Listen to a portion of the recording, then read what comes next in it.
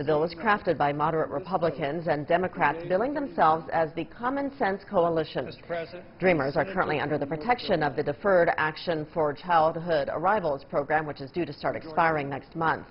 Lawmakers are trying to replace it with new bills that guarantee the group's rights, but President Trump has insisted any immigration bill to protect Dreamers should also include funds to build a border wall with Mexico, ending the visa lottery program, and imposing curbs on visas for relatives of legal immigrants.